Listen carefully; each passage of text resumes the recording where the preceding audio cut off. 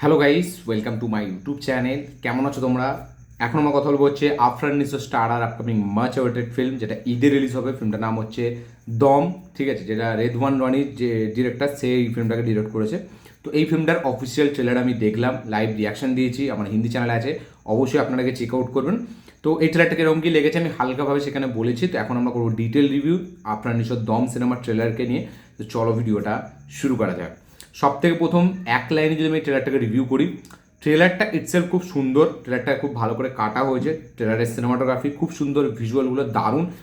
যেটা সব থেকে বড়, সবাইকে ছাপিয়ে যায়, যেটা ট্রেলারের থেকেও যেটা সব থেকে বেশি মানে চমকে দেবে আপনাকে, একদম আগুনের মতো একটা গুজবাম্স দেবে, সেটা হচ্ছে আফরান নিসো নিজে।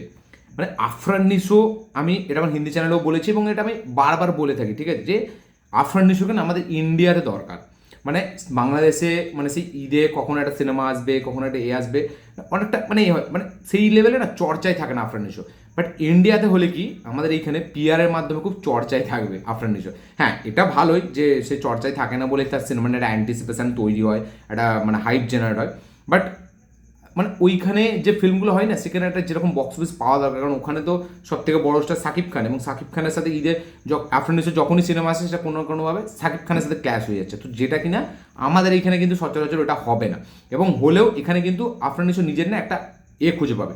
ওখানেও পাচ্ছে ডেফিনেটলি, সেটা নিয়ে বলার কিছু নেই, পাচ্ছে বলেই আমরা এখন কথা বলছি। বাট আমি কেন বলছি, আমি আমি না চাকে হিন্দিতে দেখতে চাই, মানে হিন্দিতে বা সাউথে আমি তাকে দেখতে চাই। মানে আফরান নিসো যদি ইন্ডিয়াতে এসে কাজ করে, সে যদি ইন্ডিয়ার কোনো ডিরেক্টরের সাথে কাজ করে, সেটা সাউথ থেকে হোক, মানে আমাদের বাংলা বাদ দিয়ে, বাংলার কথা বলছি না, সেটা সাউথ থেকে হোক, বাংলাতে এক্সেপশন সৃজিত মুখার্জি ছাড়া, তাও অতটা সেই এটা পাবে না যেটা একটা হিন্দিতে, সাউথে, মালায়ালামে কাজ করে তো মাথা খারাপ করে দেবে।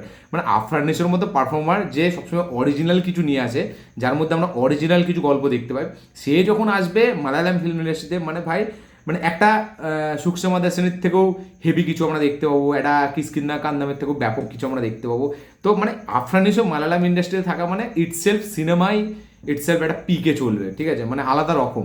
বাট আমি আফরান নিসোকে না সত্যি বলছি আমাদের ইন্ডিয়ান সিনেমা দেখার, আমি সঞ্জয় লীলা ভানসালের হাতে পড়তে দেখতে চাই, আমাদের একে আফরান নিসোকে রাজকুমার হিরানির হাতে পড়তে দেখতে চাই, আমি এখানে আমাদের সাউথে ভেট্রিমারানের এতে পড়তে দেখতে চাই, আমি মারি সেলভারাজের এতে পড়তে দেখতে চাই, পা রঞ্জিতের এতে পড়তে দেখতে চাই। তো মানে আমার খুব শখ আছে এইরকম ডিরেক্টরের সাথে কাজ করুক, ঠিক আছে। মানে আফরান নিসো যেই লেভেলের অ্যাক্টর না, মানে সত্যি বলছি, মানে ওই বাংলাদেশে কখনো একটা ঈদ আসবে আফরান নিসো আসবে না, ওই নাটক আসবে, নাটক ফাটক অতটা হয় না, মানে সাকিব খানের মতো আফরান নিসো সেই ফেমটা নেই। বাট হ্যাঁ, সাকিব খানের পরে বলতে গেলে সবাই আফরান নিসোকেই চেনে। বাট আমি বলবো তাকে ইন্ডিয়াতে এসে কাজ করা দরকার ভাই, মানে ওইখানে যা ফেম পেয়েছে তার 4 গুণ বেশি ফেম এখানে সে পেয়ে যাবে, এবং তাকে দেখে না ইন্ডিয়ান অডিয়েন্স চমকে যাবে, মানে যারা বাংলাদেশকে অতটা হালকার মধ্যে নিয়ে নেয় মানে এই কন্টেন্টের দিক থেকে, মানে তারা দেখে বলবে যে সালাই একটা বাংলাদেশি অ্যাক্টার, দেখ ভাই কাঁপাচ্ছে।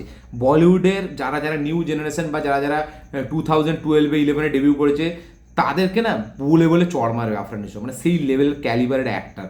মানে এই ফিল্মটার তার একটা শট আছে, আপনি দেখবেন এই ট্রেলারে, যে আমার নাম নূর, আমি নাকি মুসলমানের বাচ্চা, ওই জায়গাটায় যে আগ্রেশন, ওই জায়গাটার যে ফেসিয়াল এক্সপ্রেশন, সেটা জাস্ট আপনারা দেখবেন, এবং ওই যে ইনোসেন্স এবং ওই যে কষ্টটা তার ভেতরে, জাস্ট আউটস্ট্যান্ডিং পোর্ট্রে করেছে। এবং প্রত্যেকটা সিকোয়েন্সে, ঠিক আছে, মানে এমন শুধু ওই সিকোয়েন্স, তারপরে একটা টর্চারের সিকোয়েন্স আছে সেইখানে, বা আরেকটা ওই ডায়লগ আছে যে আমাকে মারতে পারবে না ওইখানে। তো মানে ওই ক্যারেক্টারটা দেখে আপনার কষ্ট, জেনুইনলি আপনি কষ্ট হবে, এবং ট্রেলার থেকে কিন্তু আপনি কানেক্ট হয়ে যাবেন ওই ক্যারেক্টারটার সাথে। মানে আমার তো মনে হয় গোট লাইফের থেকেও বেটার একটা পারফরমেন্স দিতে চলেছে আফরান নিসো, সত্যি বলছি। এটা শুনে অনেকজন ইন্ডিয়ার অডিয়েন্স রেগে যাবে, দর্শকরা, কারণ পৃথ্বীরাজ সুকুমারের মতো অ্যাক্টার। বাট আমি বলবো ভাই, গোট লাইফে যেটা আপনারা দেখেছেন, গোট লাইফে দেখুন পারফরমেন্স, গোট লাইফে পৃথ্বীরাজ সুকুমারের যেটা করে দেখিয়েছে, সেটা সত্যি বলছি ইন্ডিয়ার সবার মানে অ্যাক্টারদের করা খুব নেক্সট টু ইম্পসিবল ব্যাপার না। ওই রকম পারফরমেন্স সত্যি খুব লাখে একটা আসে, ওই রকম সিনেমাটোগ্রাফি, ওই রকম পারফরমেন্স, ঠিক আছে, মানে সত্যি খুব মানে দশকে একবার আসে। বাট আফরান নিসো যেটা দিচ্ছে সেটা কোনো অংশে কম না আসে। এই ফিল্মটা দেখে আপনার কোথাও মনেই হবে না এটা বাংলাদেশের ফিল্ম। ফিল্মটার ট্রিটমেন্ট, ফিল্মটার ভিজুয়াল, ফিল্মটার মানে প্রোডাকশন ভ্যালু, ফিল্মটাতে যে পারফরমেন্স দিয়েছে বা যে লোকেশনে শ্যুট করেছে, দেখেই যেন মনে হচ্ছে এটা কোনো গোট লাইফের পার্ট 2, বা গোট লাইফ বা একটা ইন্ডিয়ান সিনেমার কোনো একটা সাউথের দিক থেকে কোনো সিনেমা দেখছি, ঠিক আছে, বা একটা হিন্দির কোনো সিনেমা, এইরকম টাইপ অফ প্রোডাকশন ভ্যালু। মানে এই ফিল্মটা কোথাও দেখে মনে হয় না বাংলাদেশি ফিল্ম। এই ফিল্মটা ডিজার্ভ করে ইন্ডিয়াতে রিলিজ, এই ফিল্মটা ডিজার্ভ করে ব্যাপক হল পাওয়া।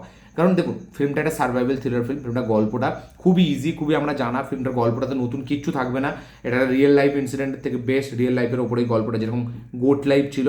বাট তা সত্ত্বেও আফরান নিসো প্রত্যেকটা সিকোয়েন্সকে এতটা স্পেশাল, এতটা এতটা হেভি বানিয়ে দিচ্ছে, এতটা মানে কি বলে দামি বানিয়ে দিচ্ছে তার পারফরমেন্স সে নিজে, যে এই সিনেমাটার প্রতি আপনার একটা আলাদা ভালোবাসা জাগবে, এই সিনেমাটার জন্য আপনি এক্সাইটেড হয়ে পড়বেন। এবং ঈদের যে কটা সিনেমা রিলিজ হচ্ছে সত্যি বলছি দম one of the finest film হতে চলেছে, এবং one of the best performance Afran Nisho দিতে চলেছে, তার জন্য ন্যাশনাল অ্যাওয়ার্ড সে কিন্তু পাক্কা। আমি লিখে দিচ্ছি ন্যাশনাল অ্যাওয়ার্ড আবার পাবে আফরান নিশো। এবং আফরান নিশোর যে স্ক্রিপ্ট সিলেকশন, সে প্রত্যেকবার ন্যাশনাল অ্যাওয়ার্ড ডিজার্ভ করে। সে একটা সুরঙ্গের মতো সিনেমা করে গায়েব হয়ে যায়, এক বছর পর আসে দাগি নিয়ে, সুরঙ্গের তো মেবি অনেক বছর পর দাগি রিলিজ হয়েছিল, ঠিক আছে, তারপরে সে আবার একবার আসে এরকম একটা দমের মতো সিনেমা নেই ভাই। এক্সট্রা অর্ডিনারি স্ক্রিপ্ট সিলেকশন, মানে আমরা শুধু কথা বলি সাউথেই স্ক্রিপ্ট সিলেকশন না, আফরান নিশো ভাই ফাটিয়ে দিচ্ছে। আফরান নিশোর মতো অ্যাক্টরকে ইন্ডিয়া দরকার। সাউথের বড় বড় ডিরেক্টরদের হাতে যদি পড়ে, বা মালায়ালামের বড় বড় ডিরেক্টর, এই যে আমাদের দিনজিৎ দিনজিৎ আজিনাদ না কি নাম, যে কিষ্কিন্দা কান্দামের বা ইকোর ডিরেক্টর, তার হাতে যদি পড়ে, বা এখানে আমাদের আমল নিরাদের হাতে যদি পড়ে, মানে ভাই ব্যাপক আউটপুট কিছু বার করে দেবে। তো আমার আফরান নিশোকে দেখে এই ট্রেলারে আমি ভাই ছিটকে গেছি, উড়ে গেছি, আমার গুজবাম্পস, গায়ে কাঁটা দিচ্ছিল লিটারালি। তার ওই যে পারফরমেন্স, পার্টিকুলারলি আমি মুসলমানের বাচ্চা ভাই, ফ্যান্টাস্টিক, মানে অ্যাবসোলুট কী বলবো পারফরমেন্স, অ্যাবসোলুট পারফরমেন্স, এবং অ্যাবসোলুট সিকোয়েন্স, ওই সিকোয়েন্সটা ভাই অত্যাধিক সুন্দর শট, অত্যাধিক সুন্দর মানে প্রেজেন্টেশন, অত্যাধিক দারুণ পারফরমেন্স, হেভি ব্যাপক পারফরমেন্স দিয়েছে। আমি এই ট্রেলারটা দেখে যতগুলো বাংলাদেশের এই মুহূর্তে ট্রেলার দেখেছি, প্রিন্স, রাক্ষস, কোনো ট্রেলার এর 10%ও ধারে কাছে নাই। সেটা পারফরমেন্স দিক থেকে হোক, সেটা ভিজুয়াল স্টোরি টেলিংয়ের দিক থেকে হোক, সেটা সিনেমাটোগ্রাফির দিক থেকে হোক, এক্সট্রা অর্ডিনারি ট্রেলার কাটা হচ্ছে, এক্সট্রা অর্ডিনারি পারফরমেন্স। আমি বরাবর বলছি আফরান নিশোকে দরকার ভাই মালায়ালাম ফিল্ম ইন্ডাস্ট্রিতে, আফরান নিশোকে দরকার তামিল ইন্ডাস্ট্রিতে, আফরান নিশোকে দরকার আমাদের এতে হিন্দি ফিল্ম ইন্ডাস্ট্রি, আফরান নিশোকে দরকার তেলেগু ইন্ডাস্ট্রিতে। আমি বাংলার কথা কেন বলছি না, কারণ বাংলাতে সত্যি বলছি সৃজিত মুখার্জি এক্সেপশন, সে ছাড়া হ্যাঁ শ্রী প্রসাদ নন্দিত রায়ের ফিল্ম সেরকম, বাট এখানে মানে সেই লেভেল অফ এটা বার করতে পারবে না যেটা আমাদের এর থেকে। হ্যাঁ শিবপ্রসাদ নন্দিত রায় তারা ডেফিনেটলি অঙ্কুশের থেকেও একটা এরকম পারফরমেন্স বার করতে পারে, বাট আমার মনে হয় বাংলাতে নয়, বাংলাতেও সেই তাড়াতাড়ি শুটিং শেষ করতে হবে, একটা প্রোডাকশনের একটা ঝঞ্ঝাট, সিনেমা রিলিজের একটাই। আমি চাই মালায়ালামে যদি কাজ করে না, সত্যি বলছি আউটস্ট্যান্ডিং আমরা একটা ব্যাপক কিছু পারফরমেন্স দেখতে পাবো। তো আপনারা কোন ইন্ডাস্ট্রিতে আফরান নিশোকে দেখতে চান আমাদের ইন্ডিয়াতে, অবশ্যই কমেন্টে লিখে জানাবেন। এই ট্রেলারটা কারা কারা দেখেছেন, তাদের কি বক্তব্য, আফরান নিশোর পারফরমেন্স নিয়ে কি বক্তব্য, অবশ্যই লিখে জানাবেন। আমি তো ভাই absolute fucking performance by Afran Nisho আমার মনে হয় উড়িয়ে দিয়েছে। হ্যাটস অফ এই মানুষটাকে, যে এইরকম ইউনিক এরকম মানে টাইপ অফ স্ক্রিপ্ট সিলেকশন, এরকম টাইপ অফ পারফরমেন্সে দিতে পারে ভাই। খেয়ে নিয়েছে আফরান নিশো এই সিনেমাটাতে। আপনাদের কি বক্তব্য শেয়ার করবেন। এই ছিল আমার রিয়াকশন, এই ছিল আমার রিভিউ। ভিডিওটা ভালো হয়ে থাকলে লাইক শেয়ার কমেন্ট করে দেবেন, চ্যানেল নতুন হলে চ্যানেলটিকে সাবস্ক্রাইব করবেন, বেল আইকন প্রেস করতে ভুলবেন না।